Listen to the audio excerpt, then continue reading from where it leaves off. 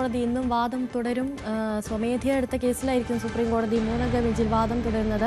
ഇന്നലെ മൃഗസ്നേഹികൾക്കൊക്കെ വലിയ തരത്തിലുള്ള പരിഹാസമായിരുന്നു സുപ്രീം കോടതിയുടെ ഭാഗത്തു നിന്നും ഉണ്ടായത്. MG മിഥുനാണ് കൂടുതൽ വിവരങ്ങൾ നൽകിയത്.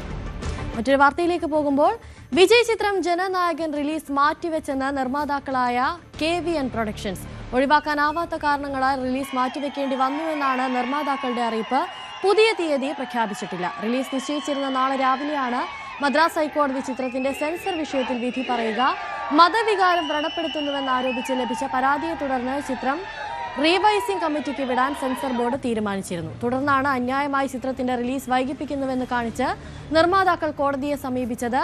ഈ ഹർജിയിലാണ് കോടതി നാളെ വിധി പറയുന്നത്. ജനനായകന് പകരം പലയിടത്തും ശിവകാർത്തികേയൻ ചിത്രം പരാശക്തിയുടെ ബുക്കിംഗ് ആരംഭിച്ചു.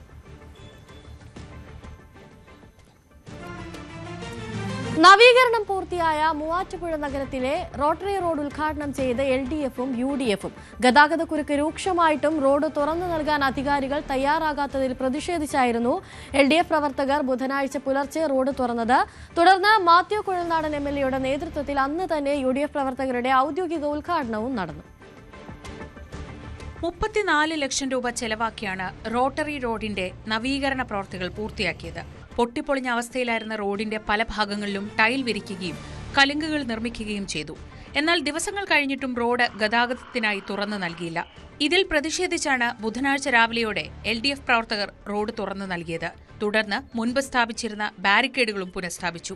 ഇതിന് മണിക്കൂറുകൾക്ക് ശേഷമാണ് കാവുങ്കര ബസ് സ്റ്റാൻഡിന് സമീപം മാത്യു കുഴൽനാടൻ MLA-യുടെ നേതൃത്വത്തിൽ ഔദ്യോഗിക ഉദ്ഘാടന ചടങ്ങ് നടന്നത്.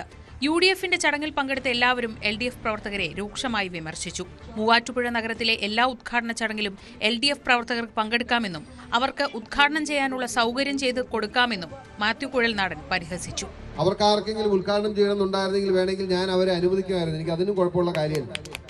CPM-കാർക്ക് ആർക്കെങ്കിലും അത് ഉദ്ഘാടനം ചെയ്യണമെന്നൊരു ആഗ്രഹമുണ്ട്. ഇപ്പോൾ മുഖ്യമന്ത്രി അനുവദിച്ച പൈസയാണ്, റോഡാണ്, ഞങ്ങൾക്ക് അതൊന്ന് ചെയ്യാൻ ആഗ്രഹമുണ്ടെന്ന്, അതിയായ ആഗ്രഹമുണ്ടെന്ന് പറഞ്ഞത് ഒരു കാരണവശാലും ഞങ്ങൾ ഇങ്ങനെ ഉദ്ഘാടനങ്ങൾക്ക് വേണ്ടി വെപ്രാളം കൂട്ടുന്നവരല്ല. ഇനിയിപ്പോൾ എനിക്ക് സംശയം, മൂവാറ്റുപുഴയിലെ വികസന പ്രവർത്തനങ്ങൾ ഒന്നും തന്നെ ഉദ്ഘാടനം ചെയ്യേണ്ടതില്ല അല്ലെങ്കിൽ ജനങ്ങൾ അറിയേണ്ടതില്ല എന്നൊരു നയം CPM-നുണ്ടോ എന്ന് എനിക്കറിയില്ല. സംസ്ഥാന ഗവൺമെന്റിന് അഭിവാദ്യമർപ്പിച്ച LDF-ഉം MLA-ക്കും ജനപ്രതിനിധികൾക്കും അഭിവാദ്യമർപ്പിച്ച് UDF പ്രവർത്തകരും പ്രദേശത്ത് ഫ്ലക്സ് ബോർഡുകൾ സ്ഥാപിച്ചിരുന്നു. 2 ഉദ്ഘാടന ചടങ്ങുകൾ നടന്നിട്ടും പ്രദേശത്ത് ഗതാഗത പ്രശ്നങ്ങളൊന്നും ഉണ്ടായില്ല. ന്യൂസ് 18 കൊച്ചി.